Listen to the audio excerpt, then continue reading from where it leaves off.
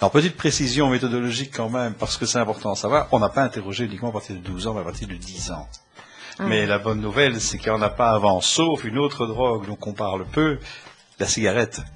Parce que le problème, c'est la drogue. Il faut peut-être distinguer les drogues entre guillemets légales et les drogues illégales. Il ne faut pas oublier que l'alcool est une drogue sociale, elle est admise. L'abus individuel n'est pas toléré. Mais il est même encouragé, il est difficile de voir une fête sans alcool. Si vous prenez la cigarette, la consommation est tolérée dans certains cas, de moins en moins évidemment dans le cadre de l'intérieur d'un immeuble, etc., parce qu'il y a du tabagisme passif, qui a des conséquences, ce qui n'est pas le cas nécessairement avec les autres drogues. C'est pas autorisé pour les mineurs, en tout cas, l'achat ou la vente, mais la consommation, on n'a pas encore mis en prison quelqu'un parce qu'il fumait des cigarettes. Mais oui, c'est différent. Il y en a, on a d'autres. C'est vrai, il y en aurait beaucoup à mon avis. Mais ce qui est intéressant de voir, c'est qu'effectivement, chez les mineurs, je distingue bien les moins de 18 ans et 18 ans et plus, parce que là, il y a des choix différents. Il y a eu des réglementations qui ont été faites justement pour limiter. Et la dernière réglementation en date, vous avez peut-être entendu parler. Donc, d'abord, on a interdit la vente de cigarettes aux moins de 16 ans, mais la nouvelle réglementation qui devrait apparaître, c'est l'interdiction de vente d'alcool. Quelle nouvelle. Oui, alors... Elle est en vigueur quand? Enfin, c'est une nouvelle loi en Belgique? Oui. Elle n'est pas encore en vigueur, mais elle va l'être bientôt. Pourquoi? C'est suite à toute une réflexion qui a été faite par les professionnels de la santé en disant, pour la cigarette, c'est assez simple. On sait qu'il faut quelques années pour devenir dépendant. En fait, à cause de la nicotine. La nicotine est un instrument relativement pervers qui fait qu'on ne sait plus se passer du produit. Pour l'alcool, c'est pas direct. Et donc, ce qui se passe, c'est que on a vu, par exemple, que si le tabac, on peut reporter la première consommation vers 15 ans, 16 ans, il y a de moins de chances que le jeune consomme de manière régulière quand il aura 20, 30 ou 40 ans. Or, on est face à un problème de santé publique. On sait que le tabac donne de cancer, ça. Il n'y a plus personne qui discute de ça. S'il y a des cancers, ça coûte très cher. Et donc, une manière de se protéger, même si c'est un peu cynique que je dis du point de vue économique, mais la solution, c'est aussi, la société, c'est aussi de l'argent. C'est une manière de devoir soigner les gens après, c'est de prévenir. Et c'est vrai que c'est très intelligent comme logique. Mais le tabac n'a que des conséquences, à la limite, individuelles. Pas tout à fait vrai que le tabagisme passif, quand on fume dans un local où d'autres personnes sont dedans, elles peuvent avoir d'autres problèmes. Mais l'alcool, c'est beaucoup plus compliqué, puisque là, on voit qu'il faut 5, 6, 7 ans pour devenir dépendant, et que plus on commence tôt, plus on a tendance à devenir dépendant. Ce qui est fort interpellant sur l'alcool, c'est que le premier verre d'alcool, il n'est pas consommé entre copains ou entre copines. Il est généralement, la première goutte qu'on met, c'est le verre de vin qui est conditionné lors d'une fête avec les parents. Alors, n'allez pas dire que celui qui trempe son doigt 8 heures dans un verre de vin est un alcoolique.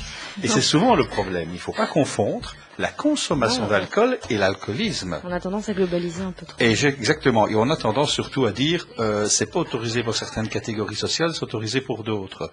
Je ne connais aujourd'hui, pour l'anecdote, et je ne veux pas faire pour jadis, mais qu'un seul ministre qui fait des réceptions où il n'y a pas une goutte d'alcool. Pour vous dire qu'il y en a un qui le fait. Ouais. Il y en a un qui le fait, mais pas tous les autres. Et en plus, le problème de l'alcool, maintenant où on s'aperçoit de plus en plus, c'est que les adultes s'aperçoivent qu'il y a deux risques. Il y a une augmentation du nombre d'accidents de la route suite justement à des gens qui ont bu. Donc, et on se pose la question de savoir si c'est encore autorisé de tuer parce qu'on a bu.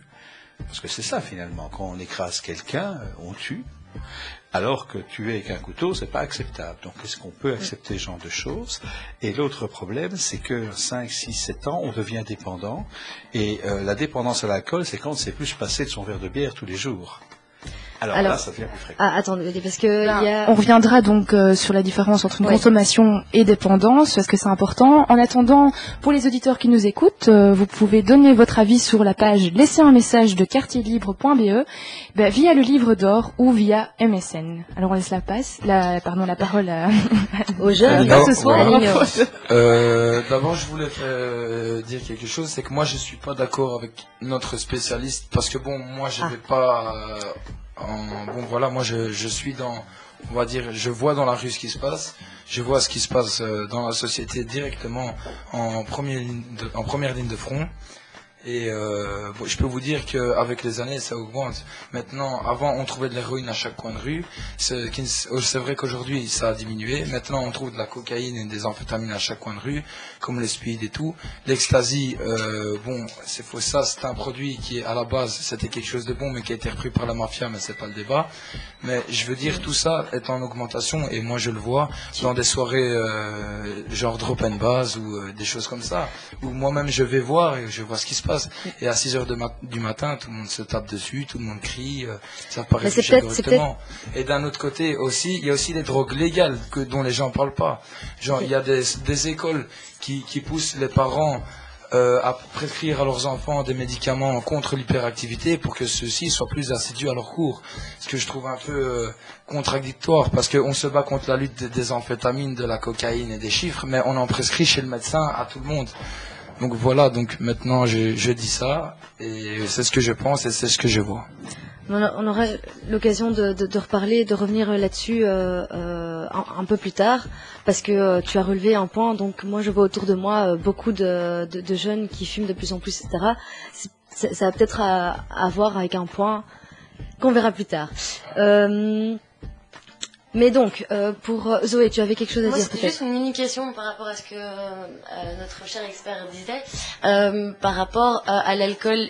Est-ce que je me trompe, ou il y a quand même une restriction de 18 ans qu'il faut avoir pour consommer, en tout cas dans un établissement public? Elle est quand même là, cette restriction. Enfin, tout barman, enfin propriétaire d'un bar ou autre ne peut pas servir d'alcool à quelqu'un qui n'est pas âgé de 18 ans. On va faire toute la lumière sur la question. Hein. Alors, en fait, c'est un peu compliqué. Pourquoi? Parce qu'il y a deux choses. Il y a la vente d'alcool et la consommation d'alcool. La loi dit on ne peut pas vendre d'alcool à un mineur, donc quelqu'un de moins de 18 ans. Mais alors, vous avez dit, on ne peut pas vendre d'alcool. Qu'est-ce que l'alcool? Alors, la loi dit l'alcool, attention, pour faire court, il y a deux types d'alcool. Il y a la bière et le vin, et puis il y a le reste. La bière et le vin, c'est pas de l'alcool. Donc, on peut en vendre. Si vous prenez maintenant tout ce qui concerne l'alcool, donc les apéritifs, les briseurs, vous voyez, les alcopops, les mélanges de limonade et de l'alcool, c'est de l'alcool, on ne peut pas en vendre. Alors, c'est un peu aberrant, puisque vous avez par exemple 4 degrés d'alcool dans de la limonade avec du Bacardi, pour prendre un exemple très concret, tandis que quand vous faites évidemment une bière, vous buvez de la bière, alors pour prendre l'exemple, on va prendre des choses très amusantes, la Taureau, puisque c'est une nouvelle bière qui vient d'être lancée par Jupiler, elle est beaucoup plus alcoolisée. Et donc on peut l'acheter. Enfin, moi, si j'ai... Et un mineur peut le faire. Nous, on a fait une étude, on a pris des mineurs, alors pas des mineurs qui avaient 14 ans qui ont paraissé 18, mais des mineurs qui paraissaient plutôt 12 ans. On est allé avec eux dans une série de magasins, qui on leur a fait acheter une série de choses. On leur a fait acheter des Bacardi briseurs, on leur a fait acheter du vin, on leur a fait acheter de la bière, etc. Et 95 fois sur 100, ils sont sortis sans problème avec la consommation. Donc le problème n'est pas une interdiction. Maintenant, l'autre question qui était dit, mais la consommation, alors il y a une loi qui s'appelle la loi sur la répression de l'ivresse publique, qui dit qu'on ne peut pas donner de l'alcool à quelqu'un qui est complètement bourré. Bon, ça veut dire que dans un café, si on sert de l'alcool à quelqu'un qui est bourré, on ne peut pas. Donc première chose, ça concerne tout le monde. Mais le problème, c'est que les cafetiers disent, oui, mais moi, je suis pas sûr qu'il est complètement bourré, et puis surtout, c'est difficile parce que s'il veut plus, etc. Et puis, normalement, on ne peut pas servir de l'alcool, donc des boissons alcoolisées, à un jeune de moins de 16 ans. Donc, si vous allez acheter une bière au Cora du coin, et vous sortez, vous pouvez. Si vous allez l'acheter dans un café que vous n'avez pas 16 ans, on ne peut pas. Vous voyez que c'est un peu bizarre. Et, pour être tout à fait précis, si vous achetez un Bacardi briseur, vous ne pouvez pas l'acheter au magasin, ça n'ira pas. Il y a des choses comme ça aberrantes. Pourquoi? Il y a une raison bête et méchante, c'est que si on voit toute l'évolution de la consommation, la Belgique est le pays de la bière. Et donc, il faut bien comprendre... C'est donc ça. Et oui, non, mais dans le sens... Voilà pourquoi on fait l'alcoolisme. Oui, mais ça veut dire qu'il y a un marché économique. Oui, mais il y a un marché économique. Et donc, la stratégie des brasseurs, c'était de faire consommer de la bière. Et donc, pour ça, on n'allait pas interdire la consommation de bière. Bon, maintenant, il faut relativiser une chose, c'est que vous n'avez peut-être pas connu, excusez-moi, je vais faire un petit peu le vieux schnock, hein, mais il y a 20 ou 30 ans, je ne sais pas si vous avez connu ça, il y avait une bière qui s'appelait la pied de bœuf. Eh bien, les apiers de bœuf, traditionnellement dans les familles, on buvait ce genre de bière. Aujourd'hui, ça a évolué. Et donc, c'était de la bière de table, qui était plutôt de l'eau avec de la bière, c'était très léger.